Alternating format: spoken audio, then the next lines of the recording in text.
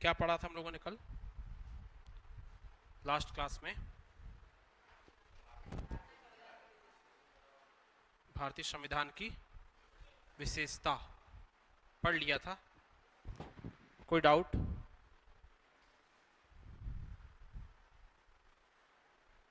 जो पढ़ा था उसमें कोई डाउट?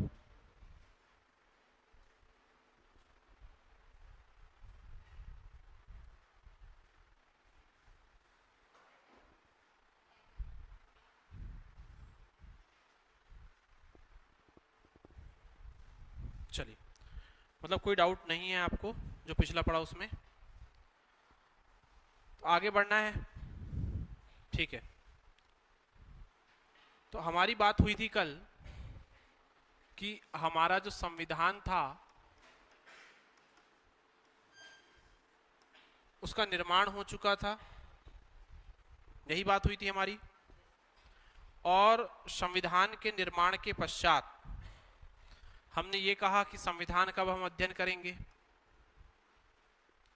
और इस संविधान के अध्ययन में ये कहा गया कि संविधान जो आपका बनकर तैयार हुआ उसमें 22 भाग थे, है ना? अनुच्छेद की जो संख्या थी वो 395 थी, 395। उसके बाद जो अनुसूचियां थी उनकी संख्या 10 थी। वर्तमान में यदि देखें तो ये सारी की सारी संख्या बढ़ चुकी है। 22 के जगह 25 भाग हो चुके हैं। 395 के स्थान पर 465 के करीब आपके अनुच्छेद हो चुके हैं। और अनुसूचियों की बात करें तो 12 अनुसूचियां हो चुकी है, ठीक है। तो बात सीधी और साफ है कि अब इतना बड़ा ग्रंथ हमने तैयार किया तो उस ग्रंथ को पार्ट वाइज डिवाइड करना था, पढ़ने में सरलता की दृष्टि से। इसीलिए हमने 22 भाग तैयार किए, ठीक है। फिर अनुच्छेद, है ना, जिनको इंग्लिश में क्या कहा जाता है? आर्टिकल कहा जाता है।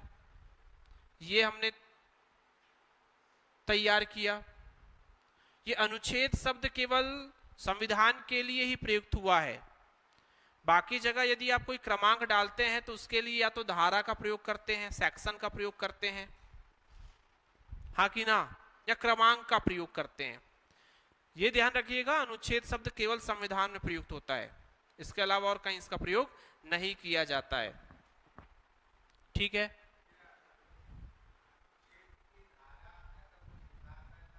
हाँ, मैं उसी पर आ रहा था, बस उसी पे आ रहा हूं मैं, निश्चिंत रहे। अब एक्चुअल में क्या है, जैसे मान लीजिए अनुच्छेद लिखा आया 51, ठीक है। अब उसमें भी आया ए, और फिर उसमें भी आया 1, ऐसा लिखा हुआ। तब इसे क्या कहेंगे, क्या पढ़ेंगे, ये भी आपको जानना होगा। तो ये तो हो गया अनुच्छेद 51, मतलब इसको अगर इंग्लिश में बोलेंगे तो आप बोलेंगे आर्टिकल, ठीक है। पर जो ये ए है इसको आप कहेंगे परंतुक, मतलब इंग्लिश में कहा जाता है इसको क्लॉज। क्या कहते हैं? क्लॉज। और ये जो 1 दिख रहा है इसको कहेंगे उपपरंतुक, उपपरंतुक, मतलब इसको कहेंगे आप सब क्लॉज।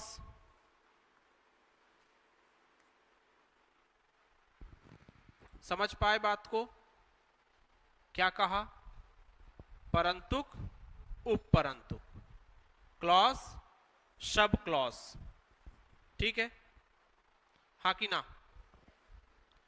तो ये आपको ध्यान रखना है। अब बात ये आती है कि अनुसूचियां क्यों बनाई गई, इनको इंग्लिश में कहते हैं शेड्यूल। ये क्यों बनाई गई, इनके बनाने के पीछे क्या लॉजिक था, है ना? किसी भी बात के होने का कुछ ना कुछ कारण होता है ना। अगर आप लोग यहां हैं तो उसके भी कारण है, और हर बात के होने के एक से अधिक कारण होते हैं। यही मुख्य परीक्षा है, यही मुख्य परीक्षा है कि किसी भी बात के होने के एक से अधिक कारण होते हैं, ठीक है। तो शेड्यूल कहा जाता है, अनुसूचियां कहा जाता है। तो अनुसूचियां कहने का मतलब यह है, शेड्यूल कहने का मतलब यह है कि ऑलरेडी आपके 395 के करीब क्या हो गए थे, आर्टिकल हो गए थे। 22 भाग आपने वैसे ही तैयार कर लिया था। तो कुछ जो प्रावधान थे उनको आपको स्पेशल मेंशन करना था। स्पेशल मेंशन करने के अलावा, स्पेशल मेंशन करने के अलावा अगर आप देखें तो ये बहुत बड़ा भी हो गया था, बहुत सारे भी हो गए थे। तो ये दोनों बातें कहीं ना कहीं आपको यहां पर देखने को मिल रही थी। तो इसीलिए स्पेशल कुछ प्रावधानों को अनुसूचियों के माध्यम से लाया गया, ठीक है। और इसका एक बड़ा आकार होना भी इसका कारण था।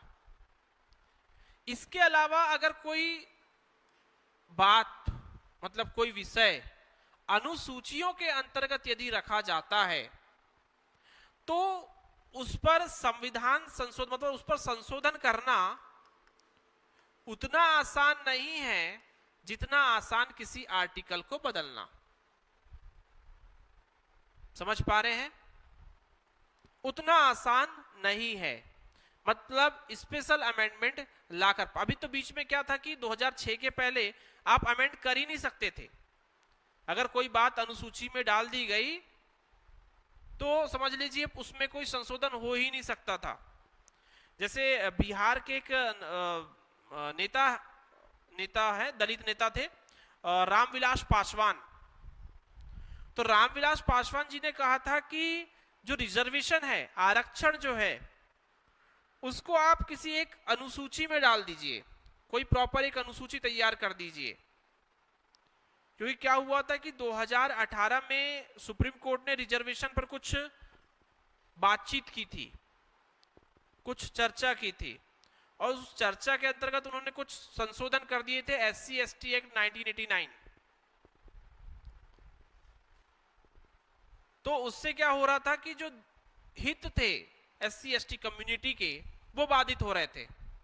तो रामविलास पासवान ने यही कहा था, अभी तो रामविलास पासवान जी की डेथ हो चुकी है, जब वे जीवित थे और मंत्री थे, कैबिनेट में मंत्री रहे हैं, मोदी कैबिनेट में, है ना, एनडीए जो गवर्नमेंट है उसमें मिनिस्टर के रूप में काम किया उन्होंने, रामविलास पासवान।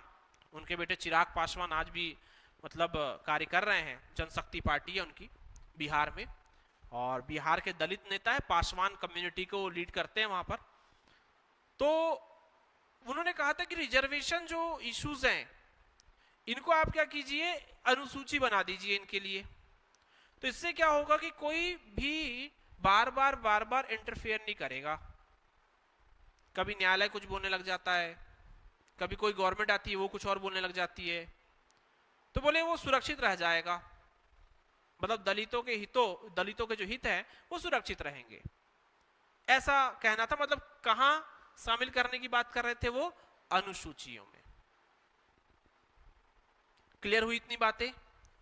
तो 22 भाग, अनुच्छेद 395, अनुसूचियां 10, वर्तमान स्थिति 25 भाग, 465 अनुच्छेद और 12 अनुसूचियां, है ना। ये अनुच्छेद 465 के भी ऊपर हो चुके हैं, 465 का आंकड़ा मैं भी बता रहा हूं। समझ में आ रही बात? इतनी स्थिति हो चुकी, ये करंटली हो चुका है, ठीक है। इनके अलावा आपके संविधान में एक और विषय है जिसे आप कह सकते हैं, एक और पार्ट है जिसे आप कह सकते हैं प्रस्तावना, प्रियम्बल।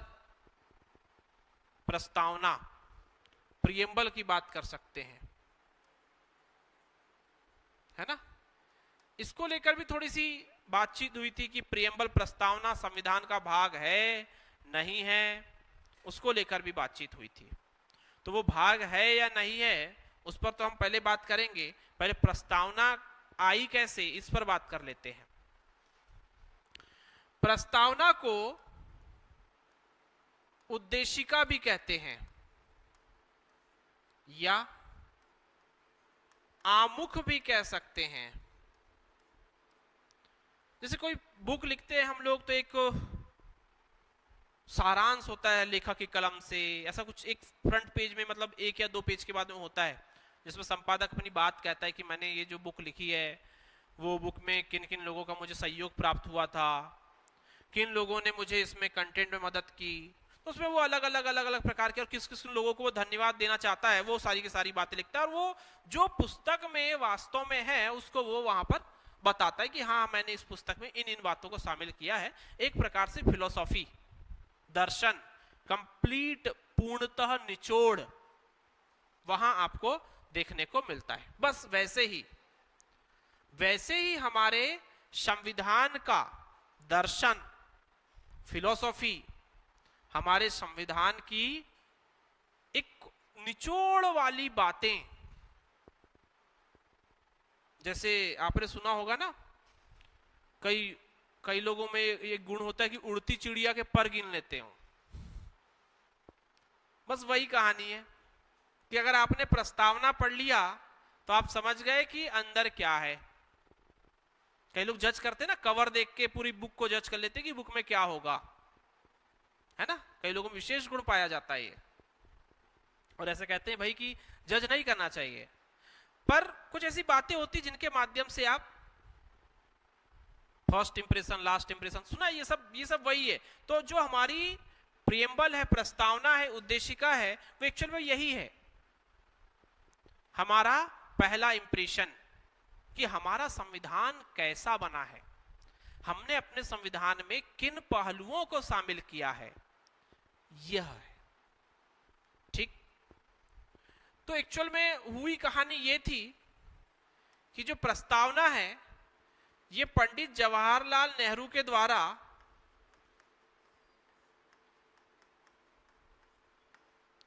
उद्देश्य प्रस्ताव के रूप में आई थी।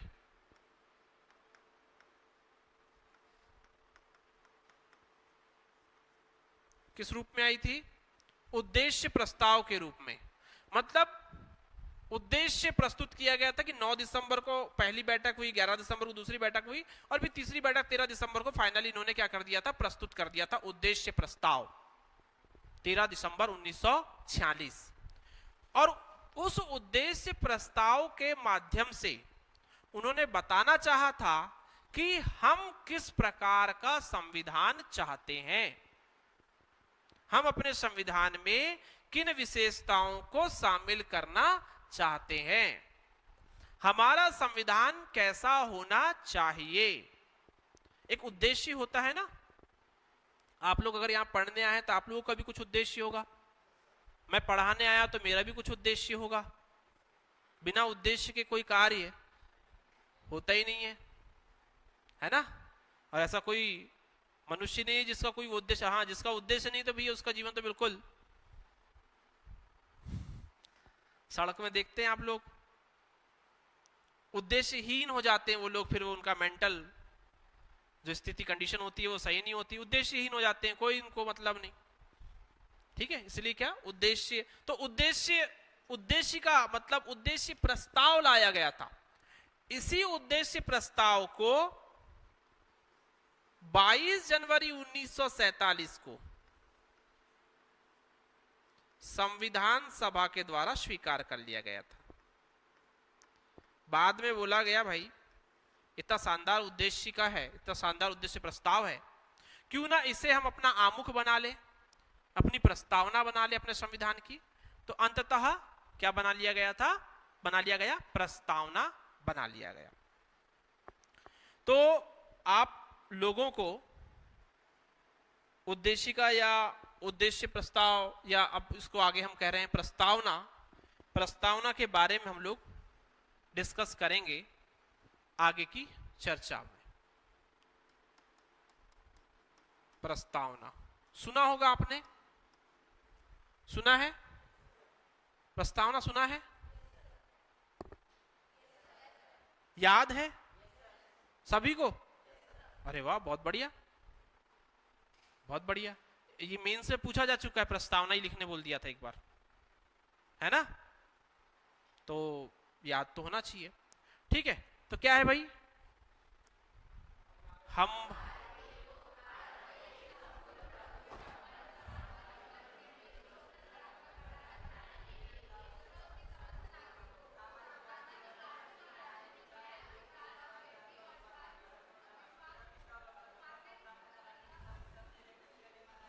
चलिए ठीक है, याद है, याद है, याद है आप लोगों को, है ना? मतलब ये जो प्रस्तावना है, ये जो प्रस्तावना है, इस प्रस्तावना में ही सत्ता का स्रोत दिया गया है। और वो सत्ता का स्रोत क्या है? हम भारत के लोग। मतलब हमारे यहां जो पावर है, शक्तियां जो है, वो कहां से मिलती है? जनता से मिलती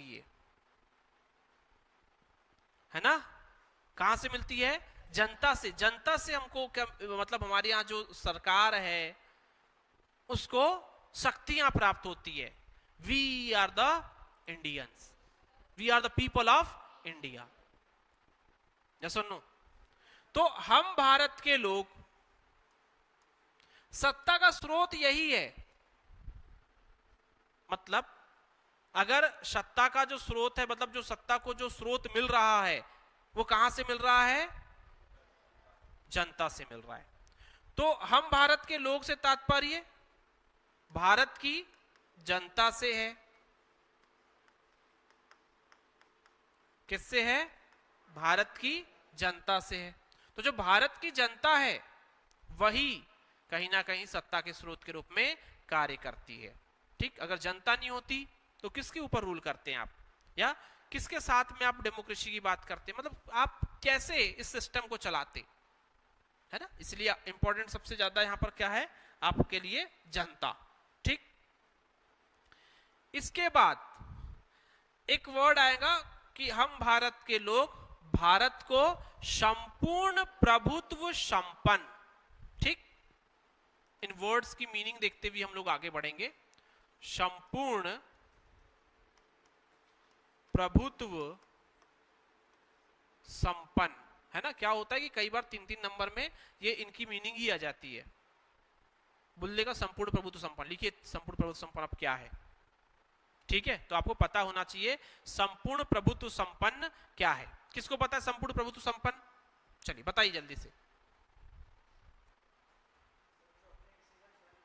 बिल्कुल, जो अपने निर्णय क्या कर सके? स्वयं ले सके, है ना? जो अपने निर्णय स्वयं ले सके। ठीक है, तो क्या हम लोग संपूर्ण प्रभुत्व संपन्न है? यस और नो? संपूर्ण प्रभुत्व संपन्न है हम लोग। मतलब आजादी के पहले संपूर्ण प्रभुत्व संपन्न थे कि आजादी के बाद हुए हैं? मतलब 1947 के बाद में हम लोग संपूर्ण प्रभुत्व संपन्न हो गए हैं। हम अपने निर्णय स्वयं लेते हैं। मतलब अगर आपके पेरेंट्स ने आपको बोला कि आज शादी में जाना है कजिन की, तो आप बोलेंगे नहीं नहीं, हम तो संपूर्ण प्रभुत्व संपन्न है, हम अपने निर्णय स्वयं लेते हैं, हम क्यों आपकी बात सुनेंगे? ऐसा है क्या? नहीं। मतलब यहां पर बात हो रही है किसके लिए? हमारे शासन व्यवस्था के लिए, हमारी शासन व्यवस्था के लिए बात हो रही कि हम किसी भी अन्य राज्यों के, अन्य देश या विदेशी शक्तियों के अंतर्गत बंधे हुए नहीं है। है ना? या सो नो? कि कोई हमारा चाइना जैसा पापा नहीं है कि वो हमको आदेश करे और हम उसके अनुसार कार्य करें। करता ना एक हमारा पड़ोसी, हाँ कि ना? तो ऐसा कोई नहीं है हमारे जो हमको आदेश दे और हम उसके अनुसार कार्य करें। ठीक है? तो हम लोग क्या है, संपूर्ण प्रभुत्व संपन्न है। मतलब हमारे आंतरिक मामलों में,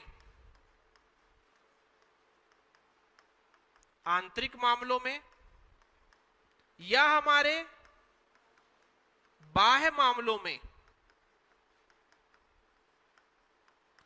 किसी भी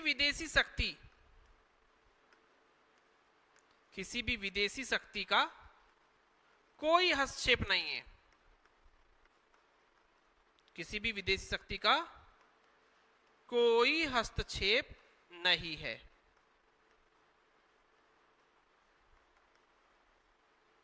समझ रहे हैं बात को? कोई हस्तक्षेप नहीं। मतलब हमको किसी समूह की सदस्यता लेनी है, किसी समूह की सदस्यता त्यागनी है, हमें यूक्रेन रशिया युद्ध चल रहा है, उसमें किसका सपोर्ट करना है, किसका सपोर्ट नहीं करना है, ये सब जो चीजें हैं, ये सारी की सारी बातें हम अपने अनुसार डिसाइड करते हैं, किसी अन्य विदेशी शक्ति के माध्यम से नहीं। तो हम ये किसी अन्य विदेशी शक्ति के माध्यम से डिसाइड नहीं करते हैं, इसीलिए हम क्या है, संपूर्ण प्रभुत्व संपन्न है। अच्छा ठीक है, आप संपूर्ण प्रभुत्व संपन्न है। चलिए, तो हम लोग क्या करते थे, भारत और ईरान का बहुत अच्छा ट्रेड चल रहा था, व्यापार चल रहा था, बढ़िया शानदार व्यापार हो रहा था, और व्यापार ही बढ़िया रुपयों में होता था, रुपए में समझ रहे व्यापार? रुपए में व्यापार करने का मतलब यह है कि हम भारत जब ईरान से तेल खरीदते थे, ईरान जानते हैं आप, ऑयल कंट्री है ना? जितने भी मुस्लिम देश हैं सबके पास ऑयल है ना? दुबई को देख लो आप, 70 साल पहले, 60 साल पहले, 70-80 साल पहले कुछ नहीं था उनके पास में, रेगिस्तान था, खजूर खाते थे और 8-8 दिन नहीं नहाते थे। समझ रहे? हाँ कि ना? और आज देखो, आज भी नहीं नहाते, वो अलग बात है ना? पर आज उनकी लाइफ स्टाइल देखिए आप, है ना? बुर्ज खलीफा खड़ा कर दिया है उन्होंने, सब तेल का पैसा है, तेल का, है ना? तेल एकदम से निकल गया, अमीर हो गए। यस और नो? तो भारत ईरान से तेल खरीदता था, बढ़िया शानदार रुपए में खरीदता था, मतलब कोई डॉलर का प्रयोग नहीं करता था।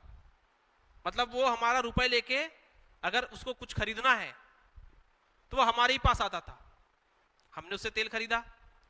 अब वो रुपए लेके कहां जाएगा? अमेरिका के पास जाएगा तो रुपए में थोड़ी उससे अमेरिका कुछ खरीदने आएगा, कोई भी देश जाएगा तो उससे कोई वो खरीदने वाला या बेचने वाला नहीं रुपए में, तो वो हमारे ही पास आता था। मतलब हमारा रुपया हमारे ही पास आता था, मतलब हमारा जो रुपया था वो इंटरनेशनल करेंसी के रूप में विकसित हो रहा था। पर इसी बीच क्या हुआ कि इजराइल को पता चल गया कि ईरान क्या कर रहा है, परमाणु परीक्षण करने वाला है, बम फोड़ने वाला है। ये इजराइल और ईरान की बिल्कुल नहीं बनती है, संबंध अच्छे नहीं है, ठीक है? अब ये बात पता चली अमेरिका को, इजराइल के एक और पापा हैं, अमेरिका, जिन्होंने इजराइल को बसाया है। अमेरिका और यूएसए को बात पता चली, यूएसए ने कहा, अच्छा यूएसए ने एक संधि करके रखा था ईरान से पहले, P5+1 एक ट्रीटी करके रखा था उन्होंने। 5 देश है यूएनओ के और एक देश था जर्मनी, इनने मिलकर संधि करके रखा था ईरान से कि भाई आप किसी भी प्रकार का एटॉमिक या परमाणु परीक्षण आप नहीं करेंगे, अपने परमाणु शक्ति का प्रसार नहीं करेंगे, ऐसा उन्होंने समझौता करके रखा था। अब इजराइल ने अपने मोसाद के माध्यम से पता लगा लिया उसकी गुप्तचर एजेंसी है ना, बहुत ताकतवर कंट्री इजराइल भी। तो जब यूएसए को पता चला तो यूएसए ने ये P5+1 को समाप्त कर दिया बाकी कंट्रीज के साथ मिलकर, और बोला कि ईरान के साथ कोई भी व्यापार नहीं करेगा, आप सब खत्म, कोई व्यापार नहीं करेगा। ठीक है, भारत को ही बोला भैया बंद करो सब। जैसे क्लास में नहीं होता है, जैसे एक कोई अच्छा पावरफुल व्यक्ति है, उसका किसी के साथ झगड़ा हो जाए, बचपन में होता रहा होगा, तो उसने बोले इसको कोई कॉपी मत देना। बस वही किया इसने। किसने? अमेरिका ने, अंतरराष्ट्रीय परिदृश्य में। अब भारत का रिएक्शन देखो यहां। भारत तो क्या है, संपूर्ण प्रभुत्व संपन्न है, सोवरेन कंट्री है। भारत ने क्या किया होगा बताइए? व्यापार चालू रखा होगा? नहीं रखा। भारत ने व्यापार ईरान के साथ तेल खरीदना बंद कर दिया। गई आपकी संपूर्ण प्रभुत्व संपन्नता, कहां गई? अमेरिका?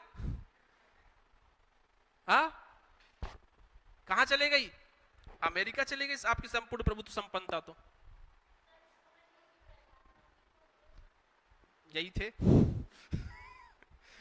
यही 2016-17 की तो बात है, 17-18 की बात है, ज्यादा पुरानी बात थोड़ी है, यही तो थे। तो कहां गई आपकी संपूर्ण प्रभुत्व संपन्नता? तो इस बात पर आप आलोचना कर सकते हो अपनी संपूर्ण प्रभुत्व संपन्नता की, अपनी सोवेरेनिटी की। पर आलोचना करने के बाद फिर एक पॉजिटिव बात निकालेंगे अपन, सकारात्मक पक्ष लेकर भी तो जाएंगे। बिना सकारात्मक पक्ष लिए कैसे मजा आएगा हमको? साइड लेना ही पड़ेगा आपको। आप कितनी आलोचना कर लो, अंतिम में बोला हाँ ठीक है सब बढ़िया है कोई समस्या नहीं है। आंसर राइटिंग में भी आपको यही करना है। मतलब आप बोलेंगे कि कोई भी, मतलब जैसे संपूर्ण प्रभुत्व संपन्नता की ऐसा क्वेश्चन आया, संपूर्ण प्रभुत्व संपन्न, भारत की संपूर्ण प्रभुत्व संपन्नता का आलोचनात्मक परीक्षण कीजिए। तो आलोचना करना जरूर है इन्हीं मुद्दों पर, जैसे ये भारत ईरान बता रहा हूं मैं, अमेरिका का दबाव, ऐसी राष्ट्रमंडल जो कॉमनवेल्थ के हम मेंबर है उसके आधार पर, ऐसे 2-3 बिंदु जिनके आधार पर आप आलोचना करेंगे जरूर। पर अंतिम में जो निष्कर्ष आएगा आपका आंसर में, उसमें यही है कि ठीक है भैया हमने कुछ अपने दूरगामी फायदे के लिए इस छोटे से नुकसान को सहा है। मतलब क्या है कि अमेरिका से नहीं भिड़ सकते ना हम, कितने दुश्मन बनाओगे? चाइना तुम्हारा दुश्मन बना बैठा है, वो कभी भी बिल्कुल कोरोना वायरस लेके खड़ा रहता है तुम्हारे पर, कब छोड़ू, है ना? और कोई जैविक युद्ध शुरू ना कर दे वो। क्या स्टार्ट हो गया है? हाँ, मैं तब की बता रहा हूं 2018 की, है ना? अभी कुछ मात्रा में हुआ स्टार्ट। तो अब आप तो यहां पर यूएसए से झगड़ा नहीं कर सकते ना, यूएसए से नहीं लड़ सकते ना। एक तो पावरफुल कंट्री है, शक्तिशाली देश, और किस किस से लड़ेंगे आप? एक टाइम में ऐसा आएगा कि सभी आपके दुश्मन बन जाएंगे ऐसे में। तो फिर क्या, अगर किसी की नहीं सुनेंगे तो बोले तो किसी की नहीं सुनता हो जाता है ना, तो फिर उसके नाम से बोलना ही बंद कर देते हैं लोग। तो क्या है कि अंतरराष्ट्रीय परिदृश्य में चाइना को भी घेरना रहता है आपको, कई बार पाकिस्तान को भी आतंकवाद के मुद्दे पे घेरना रहता है। तो आपको एक दो ताकतवर दोस्त चाहिए ना, चाहे वो यूएई हो, चाहे वो आपका यूएसएसआर हो, मतलब जिसे आप रशिया कहते हैं, चाहे यूएसए हो, ठीक है? तो आपको तो वहां पर आना ही पड़ेगा, थोड़ा सा यूएसए का साइड लेना पड़ेगा। और फिर कार्य अच्छा नहीं कर रहा था ना ये ईरान, क्या कर रहा था? आपका जो पैसा ले रहा था आपसे, आपके साथ जो ट्रेड में जो उसको प्रॉफिट हो रहा था, उस पैसे से वो क्या कर रहा था? परमाणु परीक्षण कर रहा था। और परमाणु परीक्षण कर रहा था मतलब सीधी बात है कि वो कहीं ना कहीं हमारे जो अंतरराष्ट्रीय शांति की हम बात करते हैं, जो बुद्ध हमने दिया है विश्व को, उस बुद्ध पर कहीं ना कहीं प्रश्न चिन्ह लग रहा था। तो इसीलिए हमने अमेरिका की बात यहां पर मान ली। अतः यह हमारी संपूर्ण प्रभुत्व संपन्नता का उल्लंघन नहीं है, क्योंकि हमने अपना बड़ा नुकसान अपना नहीं होने दिया इस छोटे से नुकसान को करके। इसलिए छोटे सा फायदा हम ले लेते ईरान से भी, और बाद में फिर यूएसए नाराज हो जाता। यूएसए के साथ हमारा जो ट्रेड होता है इससे बहुत ज्यादा मात्रा में होता है, समझ रहे हैं? तो इसीलिए हमको, और सबसे बड़ी बात ये होती है ना कि यूएसए के साथ जो ट्रेड होता है वो हमारा ट्रेड जो प्रॉफिट में होता है, मतलब हम ज्यादा से ज्यादा चीजें उनको बेचते हैं और कम चीजें हम वहां से आयात करते हैं। जबकि चाइना से हमको हमेशा व्यापारिक घाटा होता है, ट्रेड डेफिसिट होता है, हमको हमेशा व्यापारिक घाटा होता है चाइना के साथ में, क्योंकि चाइना की चीजें, बहुत सारी चीजें मंगाते हैं और बेचते कम है चाइना को। क्योंकि चाइना क्या है, वो खुद ही उत्पादन करता है ना, तो अपनी जनता को तो खुद ही खिलाने का पर विश्वास करता है वो। और यूएसए क्या है कि उसके पास में उतना चीप लेबर नहीं है, सस्ता लेबर नहीं है उसके पास में, है ना, इसीलिए हमारे यहाँ की वस्तुएं चल जाती वहां पर। तो इसीलिए यूएसए को हम नहीं छोड़ सकते थे व्यापार भागीदार के रूप में, इसीलिए हमने किसको छोड़ना उचित समझा? ईरान। ये कहानी है। तो इसमें आपकी संपूर्ण प्रभुत्व संपन्नता समाप्त नहीं हुई। क्लियर हो गई बात? समझ में आया? संपूर्ण प्रभुत्व संपन्न। तो इंडिया सॉवरेन कंट्री है, भारत एक संप्रभु देश है। कैसा है? संप्रभु, मतलब वो स्वयं का प्रभु है, उसके ऊपर कोई और प्रभु नहीं है। अरे हाँ, संप्रभु, स्वयं का प्रभु। समझ में आ गई बात? तो ये पहला वर्ड डिफाइन हुआ आपके प्रस्तावना का, प्रेम्बल का। अगले वर्ड के साथ आगे बढ़ते हैं।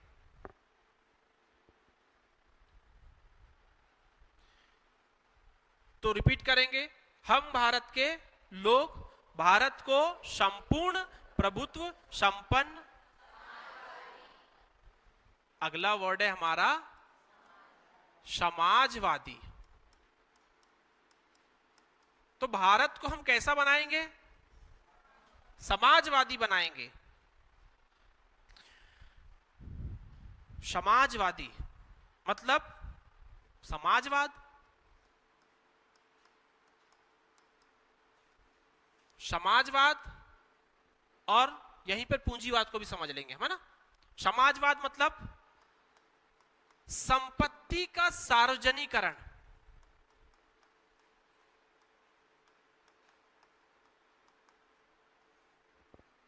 और एक वर्ड यहां लिख लेते हैं पूंजीवाद।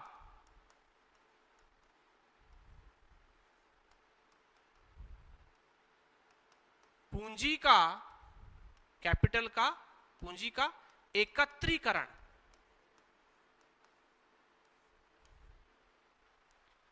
संपत्ति का सार्वजनिकरण और संपत्ति का एकत्रीकरण।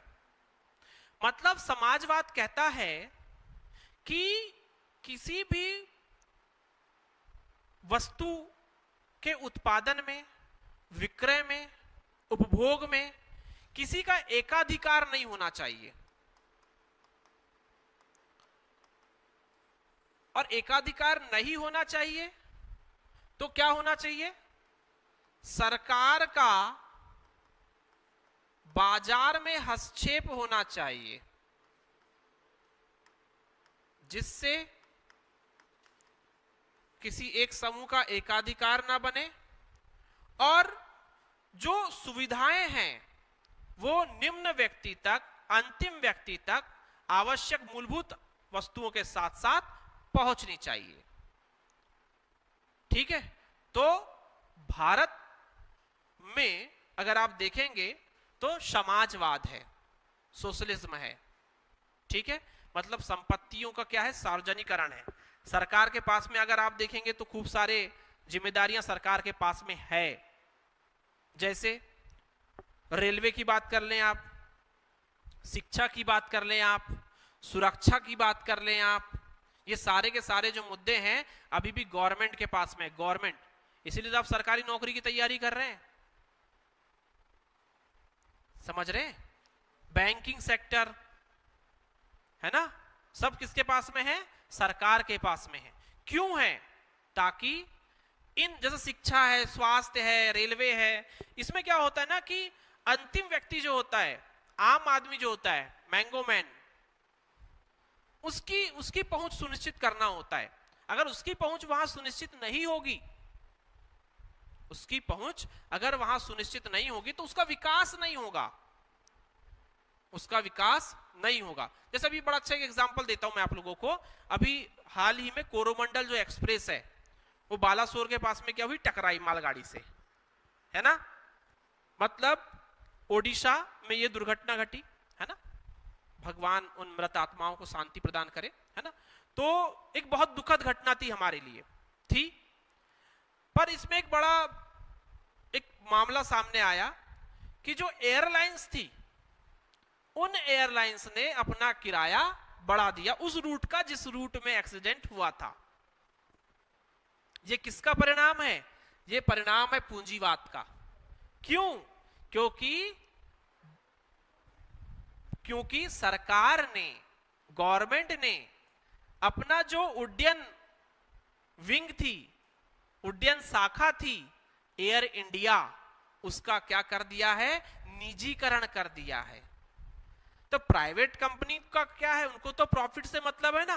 पूंजीवाद केवल कार्य करता है लाभ, लाभ और केवल लाभ पर कार्य करता है वो, केवल लाभ के लिए कार्य करता है पूंजीवाद। पूंजीवाद का या पूंजीकरण का कोई दूसरा उद्देश्य नहीं है, वो केवल प्रॉफिट के लिए कार्य करते हैं। किसके लिए कार्य करते हैं? प्रॉफिट के लिए, लाभ के लिए कार्य करते हैं। ब्रिटेन हमारे यहां आया था, पूंजीवाद का उदाहरण है। हमारे यहां क्या लेके आया था? पूंजी लेके आया, व्यापार किया, फिर अपना पैसा इन्वेस्ट किया और उससे लाभ कमा रहा था। बड़े बड़े जो उद्योगपति होते हैं उनका उद्देश्य यही तो होता है ना, यही उद्देश्य होता है कि क्या करना, लाभ कमाना। अब अगर मान लीजिए एयर इंडिया सरकार के पास होती तो उतना किराया जो बड़ा था वो एयर इंडिया उसको अपने कंट्रोल में करके रखती। अब एयर इंडिया तो टाटा ग्रुप के पास में है। खैर एयर इंडिया के नहीं दिखे थे और बाकी जो प्राइवेट एयरलाइंस थे और भी, उन्होंने अपना किराया बढ़ा दिया था। तो ऐसे लोग क्या, ये आपदा में अवसर ढूंढते हैं। जैसे कोरोना के टाइम पे लॉकडाउन जब हुआ था, रेमडेसिविर जो इंजेक्शन था, कितनी कालाबाजारी हो रही थी उसकी। तो ये लोग वो होते हैं जो आपदा में क्या देखते हैं, अवसर ढूंढते हैं, अवसर। तो उसके लिए फिर सरकार ने प्रॉपर गाइडलाइन जारी किया कि कहीं भी अगर आपको ऐसा रेमडेसिविर के अगर कोई ऐसा कालाबाजारी करते हुए या जो निर्धारित कीमत है उससे अधिक कीमत में बेचते हुए मिलता है तो आप हमें सूचित कीजिए। तो अगर सरकार ऐसे इंटरफेयर नहीं करेगी, सरकार हस्तक्षेप नहीं करेगी, तो इसका परिणाम यह होगा कि जो मूलभूत आवश्यकता की वस्तुएं हैं वो भी अंतिम व्यक्ति तक नहीं पहुंच पाएंगी। इसीलिए हमने अपने संविधान की प्रस्तावना में प्रॉपर क्या ऐड किया हुआ है, समाजवाद ऐड किया हुआ है। समाजवादी शब्द शामिल किया, सोशलिज्म को शामिल किया है हमने। समझ में आ रहा? तो समाजवाद और पूंजीवाद में अंतर समझ में आ रहा है?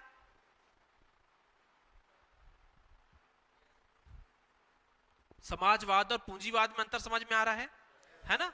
तो समाजवाद ये बेसिकली अगर आप देखेंगे ना तो रसिया में अभी भी यही आइडिया चल रहा है। रूस में अगर आप देखेंगे, सोवियत संघ, रूस में आज भी यही आइडिया चल रहा है। और अमेरिका में यदि आप देखेंगे, यूएसए में अगर आप देखेंगे तो वो एक पूंजीवादी देश है, कैपिटलिस्ट कंट्री है। और रशिया को अगर आप देखेंगे तो रशिया एक सोशलिस्ट कंट्री है। और आप क्या है, सोशलिस्ट है, कैपिटलिस्ट है, क्या है? हाँ, हमारी जो इकोनॉमी है वो मिक्स्ड इकोनॉमी है, मिक्स्ड, मिक्सचर, मध्यम मार्गी, ना ये चलता ना ये चलता, हमको तो बीच का चलता, मिक्स्ड है ना। हम हर कार्य मिक्स होता ही है। हमारे सब्जी बनती तो अकेले सिंगल सब्जी नहीं बनती है कि बैगन की आप सब्जी बना लो, हाँ आलू भट्टा बनेगा, दाल आलू बनेगा, आलू गोभी बनेगा, समझ रहे ना, दाल लौकी बनेंगे। ये बहुत पसंद है हम लोगों को, दाल लौकी, दाल भट्टा, ये बहुत पसंद है ना, बहुत पसंद है। इंडिया मिक्स वेज तो बहुत फेमस है, बहुत पसंद है हम लोगों को। वो तवा वाली नहीं शादियों में मिलती है, भिंडी भी रहती है, आलू भी रहता है और थोड़ा सा बैगन भी और गोभी भी मिक्स वेज, शानदार तवे वाली। देखो कई लोगों के तो मुंह में पानी आने लगा है, वो भूख भी लग गई सर, सुबह सुबह आप और कहाँ खाने की बातें कर रहे हो, समझ रहे? तो हमारी जो इकोनॉमी है, हमारी जो अर्थव्यवस्था है, या जो हमारी जो व्यवस्था है, वो कैसी है? मिश्रित अर्थव्यवस्था है, मिक्स्ड इकोनॉमी है। तो ना तो हमारे यहाँ पूर्णता सोशलिज्म है, ना तो पूर्णता कैपिटलिज्म है। हम दोनों का अच्छी बातें हमने स्वीकार किया ना। मतलब हमारे यहाँ सरकार का भी हस्तक्षेप है, गवर्नमेंट भी इंटरफेयर करती है, और हमने कुछ जो निजी उद्योग हैं उनको भी हमने स्वायत्ता देकर रखी है। क्या भाई ठीक है, कमाओ कमाओ कमाओ, कोई दिक्कत नहीं, जियो धन धनाधन। हाँ क्या है? कैपिटलिज्म का परिणाम है। नहीं तो क्या 5G सर्विस आपको मिल पाती? जैसे जो लोग ऑनलाइन देख रहे हैं, तो उसमें एक बड़ा योगदान है इस पूंजीवाद का, कैपिटलिज्म का। तो सरकारी सेवाएं को तो आप जानते ही थे, BSNL चलता था, सरकारी कंपनी है। हम लोगों ने 2006-07 का बता रहा हूं, जब BSNL चलता था, हमने उसका फुल फॉर्म बनाया था। उसका फुल फॉर्म है भारत संचार निगम लिमिटेड। हमने बनाया था भीतर से नहीं लगता, समझ रहे? भीतर से नहीं लगता मतलब अगर आप घर के अंदर है तो आपका फोन नहीं लगेगा, नो सर्विस आता था, है ना? फिर ऐसा ऐसा घुमाते थे 4 बार ऐसा ऐसा करके, बाहर निकल के तब आता था, फिर टावर पर हाँ आ गया आ गया आ गया आ गया। ये प्राइवेटाइजेशन का ही तो योगदान है कि आज हमारी लाइव क्लासेस चल रही है। बालाघाट के जिले के अन्य जो महाविद्यालय के स्टूडेंट्स हैं वो लाइव पढ़ रहे हैं, नहीं तो उनको थोड़ी जाके पढ़ाते उनके कॉलेजेस में। ये 4G 5G प्राइवेटाइजेशन का, क्योंकि क्या होता है कि सबके ना सकारात्मक और नकारात्मक पक्ष हैं। इसके भी कुछ पॉजिटिव है तो इसके भी कुछ नेगेटिव है। इसमें क्या है, सरकार का ज्यादा हस्तक्षेप होता है, लाल फीताशाही बढ़ती है, रेड टेपिज्म आता है, अफसरशाही बढ़ती है। अगर सरकार का ज्यादा हस्तक्षेप रहेगा कोई उद्योग धंधे नहीं खुलेंगे। क्यों? अनुमति पे अनुमति, अनुमति पे अनुमति, अनुमति पे अनुमति। ऑफिस ऑफिस एक सीरियल देखा होगा आपने, ऑफिस ऑफिस आता था, वो सरकारी जो ऑफिसेज हैं उनका उन्होंने बहुत शानदार वर्णन किया है, उस पूरे के पूरे बहुत शानदार दिखाया है। तो ये व्यवस्था हमारे यहाँ समस्या भी तो फिर भ्रष्टाचार, करप्शन, ये भी समस्या। तो इसके भी कुछ नेगेटिव बिंदु हैं तो इसके भी है। जैसे मैंने इसके भी बताया आप लोगों को, मोनोपोली हो जाती है, एकाधिकार हो जाता है, कालाबाजारी देखने को मिलती है, पैसों के लिए ही काम करते हैं लोग। तो यहां पे भी आपको करप्शन देखने को मिलता है, यहां पर भी समस्याएं देखने को मिलती है। दोनों जगह समस्याएं, दोनों जगह। तो हमने इसलिए क्या किया, दोनों की अच्छाइयों को स्वीकार कर लिया। तो हम लोग क्या बन गए, बढ़िया शानदार मिक्स्ड इकोनॉमी वाले देश। पर फिर भी हमने अपनी प्रस्तावना में क्या शामिल किया कि हमारा उद्देश्य है कि समाजवाद स्थापित करना है, हमको समाजवादी बनना है। ठीक है, हाँ कि ना? समझ में आ गई बात? बढ़ जाए आगे,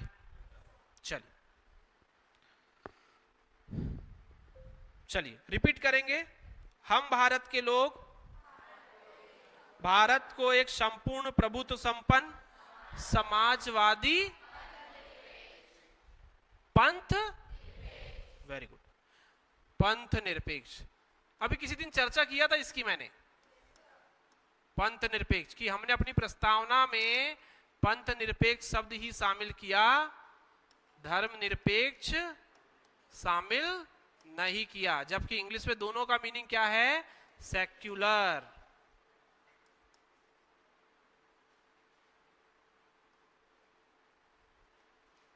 दोनों का मीनिंग क्या है, सेक्युलर है। बताया था पंथ मतलब क्या। तो पंथ निरपेक्ष मतलब क्या, हम किसी विचार, विश्वास, है ना, आस्था या उपासना के लिए बाध्य नहीं है। किसी भी आप पंथ का विचार, विश्वास, आस्था को स्वीकार कर सकते हैं, और राज्य भी बाध्य नहीं है। या राज्य ने किसी को बाध्य करके नहीं रखा है। मतलब राज्य क्या है? पंथ निरपेक्ष है। स्टेट क्या है? पंथ निरपेक्ष, सेक्युलर है हमारा स्टेट। हमारे ऐसा नहीं है कि भारत एक हिंदू राष्ट्र है या भारत एक मुस्लिम राष्ट्र है, ऐसा हमने घोषित करके नहीं रखा है। हमारे पड़ोसी को देखो, पाकिस्तान को, वो स्वयं बोलता है कि हम वो क्या है, एक पाकिस्तानी राष्ट्र है। बांग्लादेश को देखिए, है ना। विश्व का एकमात्र हिंदू राष्ट्र का नाम बताएंगे जिसने घोषित करके रखा है अपने स्वयं को? नेपाल। विश्व का एकमात्र हिंदू राष्ट्र जिसने घोषित करके रखा है कि क्या है, वो हिंदू राष्ट्र है। बाकी अन्य देश सब ने कुछ ना कुछ घोषित करके रखे हैं। कुछ लोग अपने आप को सेक्युलर मानते हैं, जैसे अमेरिका, यूएसए, संयुक्त राज्य अमेरिका क्या मान रहा है? अपने स्वयं को सेक्युलर मानता है। पर क्या उसकी पंथ निरपेक्षता हमारे जैसी ही है? नहीं है। बात किए थे हम लोगों ने, वहां जो पंथ निरपेक्षता है वो कैसी है? नकारात्मक है। और हमारे यहां कैसी है? सकारात्मक है। जी बताया था ना मैंने, नकारात्मक सकारात्मक। मतलब वो कोई विश्वास ही नहीं करता है। बोले राज्य का कोई धर्म ही नहीं है, राज्य किसी को कोई आश्रय प्रदान नहीं करता। ये तो हम भी बोलते हैं, पर हम बोलते हैं कि हमारे लिए सारे सभी धर्म क्या है? समान है।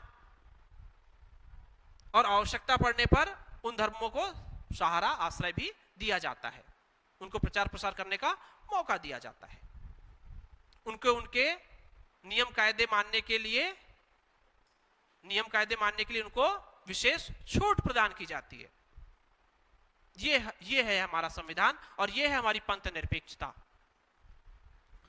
मैंने कहा था धर्म निरपेक्ष शब्द को हम लोगों ने शामिल इसलिए नहीं किया है क्योंकि धर्म का मतलब क्या होता है?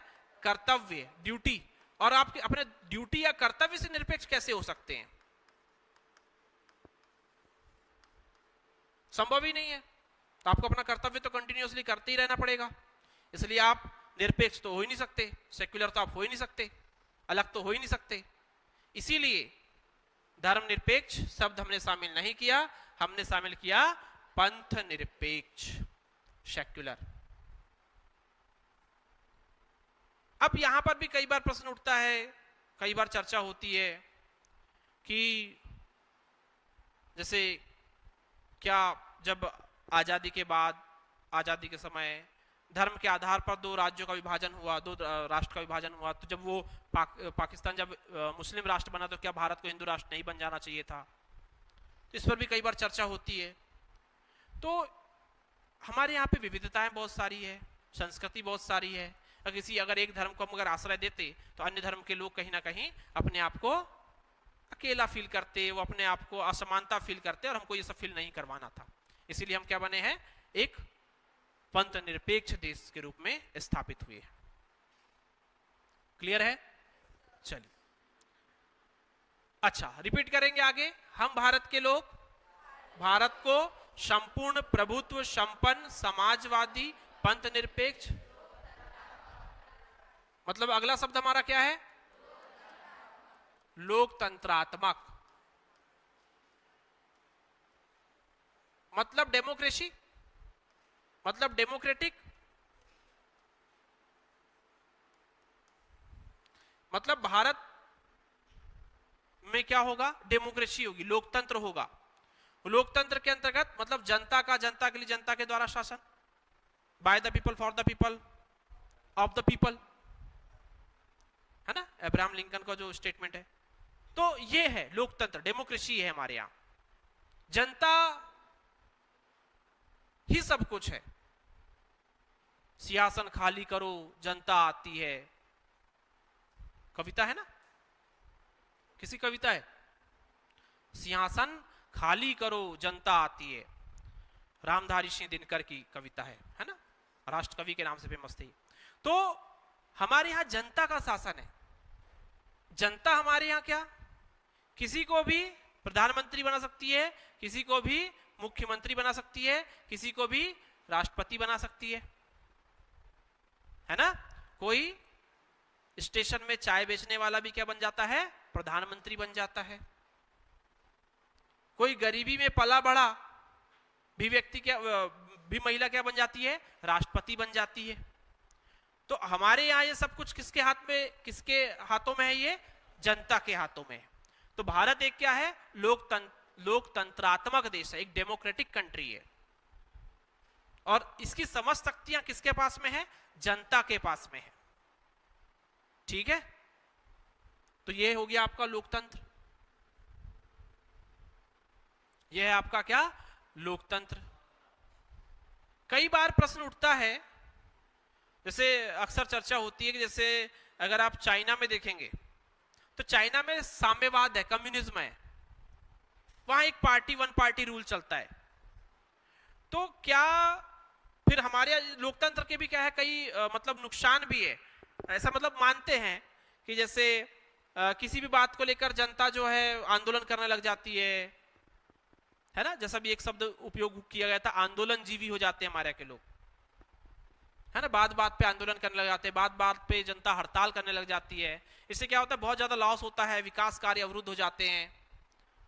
तो इसके भी कुछ ऐसे मतलब कमियां गिनाई जाती है, पर अंतिम में फिर आपको वही निष्कर्ष डालना है कि इन सब के बावजूद मतलब ऐसा विकास भी कोई काम का नहीं ना, ऐसा डेवलपमेंट भी कोई काम का नहीं जो आपका शोषण करके किया जाए। जिस देश में लोगों को बोलने की स्वतंत्रता ना हो, जिस देश में लोगों को चुनने की स्वतंत्रता ना हो, तो ऐसी स्वतंत्रता और ऐसे विकास का क्या ही फायदा होगा। ऐसे विकास का कोई फायदा होगा क्या, नहीं। तो ऐसा विकास हमारे लिए बहुत आवश्यक नहीं है। ठीक है, तो इसीलिए लोकतंत्र हमारे यहां बहुत सही शानदार चल रहा है। आजादी के 75 साल हो चुके हैं और बढ़िया हम लोग कार्य कर रहे हैं। अगेन रिपीट करेंगे, हम भारत के लोग भारत को एक संपूर्ण प्रभुत्व संपन्न समाजवादी पंथ निरपेक्ष लोकतंत्रात्मक, मतलब अगला जो हमारा शब्द है वो क्या है, गणराज्य है, रिपब्लिक,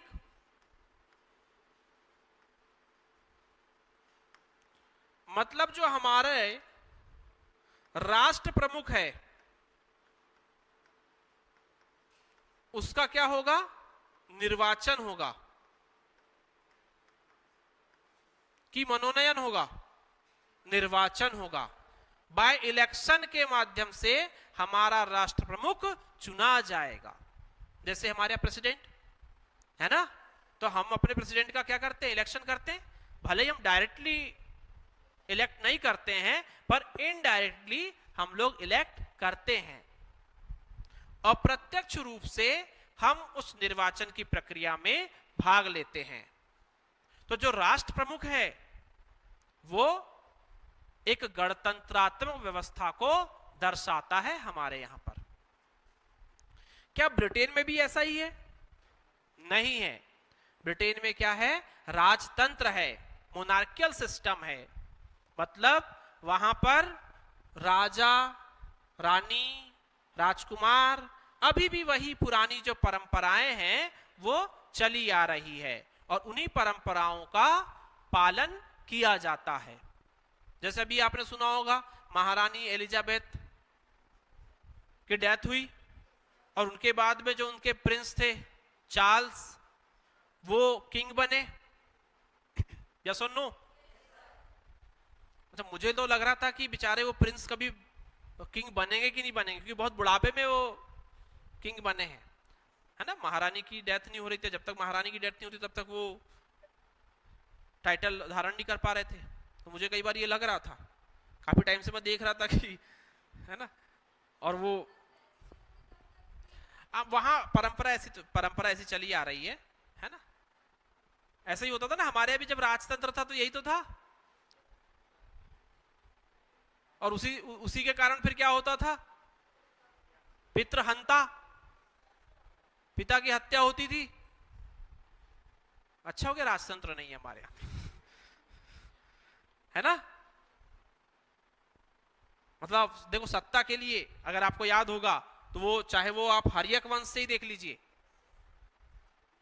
हर्यक डायनेस्टी से ही, मतलब स्टार्टिंग डायनेस्टी जहां शुरू हो रही वहीं से अगर आप देखेंगे तो वहीं से पितृहंता वंश चालू हो गया है। पितृहंता पिताजी की मृत्यु करते रह रहे हो, है ना? समझ में आ रही बात?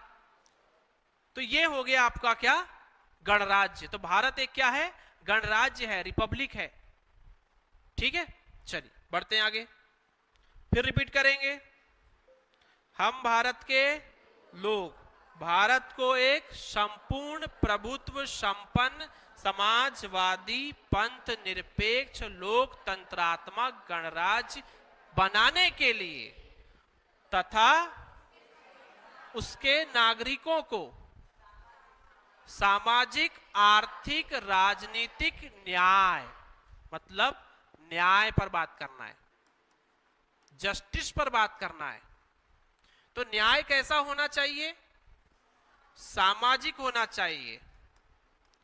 मतलब हमारा उद्देश्य ये था कि सभी लोग क्या होने चाहिए, समान होने चाहिए, कोई अलग अलग वर्ग विभाजन नहीं होना चाहिए, कोई ब्राह्मण नहीं, कोई क्षत्रिय नहीं, कोई वैश्य नहीं, कोई शूद्र नहीं, कोई अस्पृश्यता नहीं।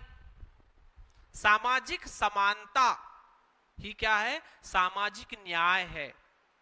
सामाजिक रूप से किसी का बहिष्कार नहीं होना चाहिए, किसी को उसके कार्यों के लिए बहिष्कृत नहीं करना चाहिए। तो ये सब सारी की सारी बातें किसके अंतर्गत आती है, सामाजिक न्याय। किसके अंतर्गत न्याय, सामाजिक न्याय। मतलब इतने अधिकार हम दे देंगे, इतने अधिकार दे देंगे कि उनमें भी वो भी सामाजिक रूप से सशक्त हो जाए। सोशल जस्टिस पर कार्य करने की बात भी हमारी प्रस्तावना में की गई है, हमारे उद्देशिका में शामिल किया गया था, सामाजिक न्याय। इसके अलावा राजनीतिक न्याय। राजनीतिक मतलब पॉलिटिकल आपको इंपॉवरमेंट मिलना चाहिए, पॉलिटिकल राजनीतिक रूप से आपको सशक्त होना पड़ेगा। राजनीतिक रूप से सशक्त कैसे होंगे आप, बिल्कुल सार्वभौमिक मताधिकार, मतलब सभी को मिलना चाहिए ना। राजनीतिक न्याय तो यही होगा। जैसे ब्रिटेन में तो डेमोक्रेसी काफी टाइम पहले से थी, पर वहां महिलाओं को अधिकार नहीं था वोट देने का। वहां पर भी जब भारत में 1930 के आसपास भारत में महिलाओं को वोट देने का अधिकार मिला है, बस तभी मिला वहां पर भी वोट देने का अधिकार उनको। वहां की महिलाओं को भी कोई पहले से नहीं था, जबकि डेमोक्रेसी काफी टाइम से थी वहां पर और बाकी लोग वोट कर रहे थे, पर महिलाओं को नहीं था। अभी हमारे यहां ऐसा है क्या कि पुरुष वोट कर सकते हैं, महिला वोट नहीं कर सकती, या कुछ विशेष जाति के लोग वोट करेंगे, कुछ जाति के लोग वोट नहीं करेंगे, ऐसा है क्या? नहीं है ना। तो ये क्यों नहीं है? क्योंकि हमने अपनी प्रस्तावना में राजनीतिक न्याय को स्थापित किया है, और इस राजनीतिक न्याय के माध्यम से हमको सार्वभौमिक मताधिकार मिला है, हमको चुनने का अधिकार मिला हुआ है, वोट देने का अधिकार मिला हुआ है। और ये राजनीतिक जो साक्षरता है ना, इसका बड़ा अच्छा स्रोत है न्यूज़पेपर, अखबार। अखबार के माध्यम से बहुत शानदार तरीके से आप राजनीतिक रूप से सशक्त हो सकते हैं। आज भी अगर आप गांव में जाएंगे या शहरों में, जो चाय पान ठेला होता है या चाय की जो दुकान होती है, वहां पर यही अलग अलग प्रकार की आप राजनीतिक डिबेट देख सकते हैं कि कौन जीतेगा, कौन हारेगा, बालाघाट का परिदृश्य क्या है, कौन सा दल भारी पड़ रहा है, कौन से दल ने नया अपना एक कैंडिडेट तैयार कर रहा है। ये खूब डिबेट चलते रहती है। तो वो कहीं ना कहीं वो जो डिबेट हो रही है, वो जो डिबेट चल रही है, तो उसमें क्या होता है, एक दो व्यक्ति जो न्यूज़पेपर पढ़ते हैं वो न्यूज़पेपर पढ़ के बाकी लोग को सुनाते हैं, अरे सुनो हम बता रहे हैं तुमको, और बाकी लोग बहुत ध्यान से उनकी बात सुनते हैं। हाँ, क्यों? अखबार पढ़ रहे हो, न्यूज़पेपर पढ़ रहे हैं। वो राजनीतिक साक्षरता को बढ़ाने में एक बड़ा योगदान है अखबार का, न्यूज़पेपर का। इसलिए मैं आप लोगों को क्या बोलता हूं, अखबार पढ़ने, पर आप लोग नहीं पढ़ते, वो अलग बात है। क्या करना पढ़ के, राजनीतिक साक्षर बन के क्या हमको क्या मिलने वाला है, तो क्या पता, हाँ क्या हो जाएगा। दो चार चीजें ज्यादा ही जानकारी हो जाएगी आप लोगों को, दो चार चीजें ज्यादा जान लोगे तो जल्दी सिलेक्शन हो जाएगा।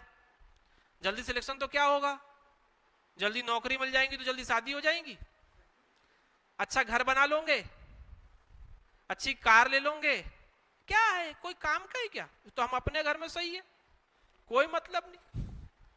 क्या करना अच्छी नौकरी से, समाज में मान सम्मान बढ़ जाएगा, बस इतना सा।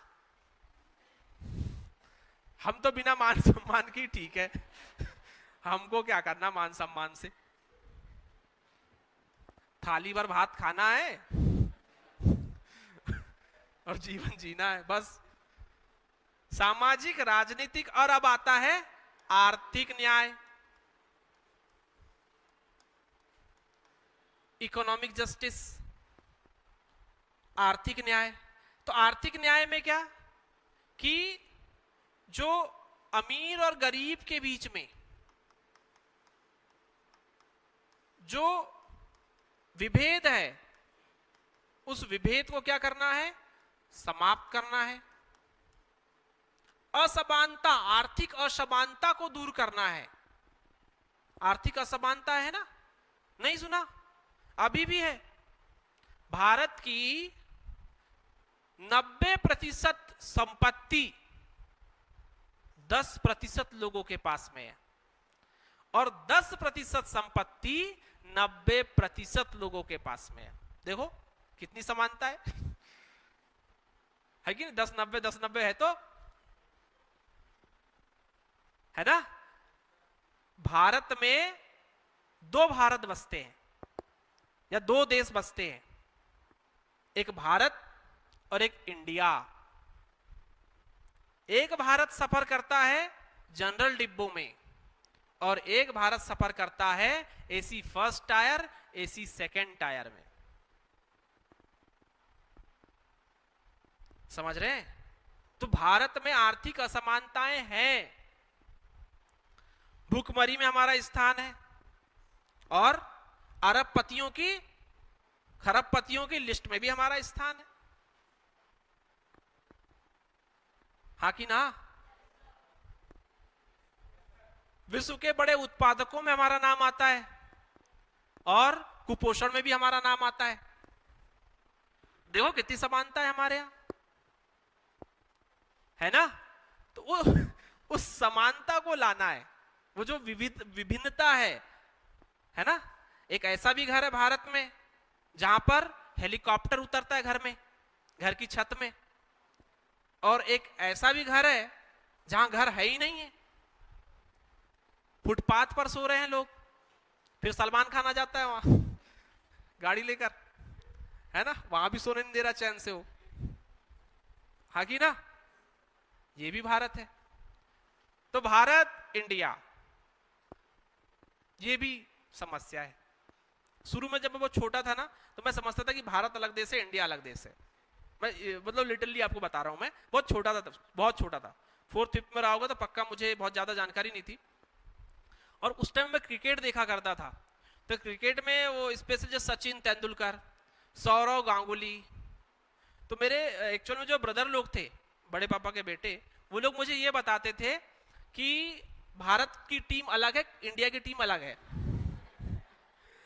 भारत की टीम से सचिन खेल रहा, सौरव खेल रहा, राहुल खेल रहा, और इंडिया की टीम से तेंदुलकर खेल रहा, गांगुली खेल रहा, द्रविड़ खेल रहा। समझ रहे? ये अब देखो धीरे धीरे फिर समझ विकसित हुई, तो मैंने बोला, मैं अभी मतलब बेवकूफी पे हंसता हूँ, खुद ही हंसता हूँ, मैं क्या सोचता था। ये सब समझ का खेल है ना। जैसा आपको बताया वैसा आपने मान लिया, और वो मजे लेते थे मेरी, और मैं सोचता था हाँ ऐसा होता होगा। वीरेंद्र अलग टीम से खेल रहा, सहवाग अलग टीम से खेल रहा। ठीक है। तो आर्थिक न्याय, अमीर गरीब बहुत ज्यादा विभेद है अभी भी ये न्याय स्थापित करने की आवश्यकता है, और इस पर भी कार्य चल रहा है ना। तो इसको भी हमने अपनी प्रस्तावना में ऐड किया है, अपनी प्रस्तावना में शामिल किया है। बिल्कुल, इसी में संसाधनों का क्या करना है आपको, आर्थिक न्याय यही तो है, संसाधनों का समान वितरण करना है। वो समाजवाद में भी आ जाएगा और आर्थिक न्याय में भी आ जाएगा, इसी में आएगा। समान वितरण करना ना, बोला ना 10% लोगों के पास 90% है, और 90% लोगों के पास में 10% है। इसमें फिर होता है विद्रोह, क्रांति, नक्सलिज्म, नक्सलवाद। सुना ना? अगर आप नहीं सुनोगे नक्सलवाद को तो श्योपुर वाले थोड़ी सुनेंगे, है ना? तो नक्सलवाद क्या है? यही तो है, असमानता के कारण प्रकट हुआ है। जल जंगल जमीन के लिए लड़ रहे हैं, है ना? ठीक है, ये कहानी है। तो जब भी असमानताएं होगी ऐसी समस्याएं आएंगी, फिर इन समस्याओं को दूर करने के लिए फिर और आपको एफर्ट लगाने पड़ेंगे। तो ऐसी समस्याएं रखो ही मत। इसीलिए समाजवाद को बढ़ावा दिया जाता है हमारे यहाँ पर, इसीलिए न्याय को बढ़ावा दिया जाता है। क्योंकि जो असंतुष्ट लोग होते हैं ना, फिर वो विद्रोह करते हैं। असंतोष नहीं होना चाहिए जनता में, पब्लिक में असंतोष नहीं होना चाहिए, तो वो फिर वायलेंस करने लग जाते हैं, विद्रोह करने लग जाते हैं, आपके अगेंस्ट में आने लग जाते हैं। फिर बोलते हैं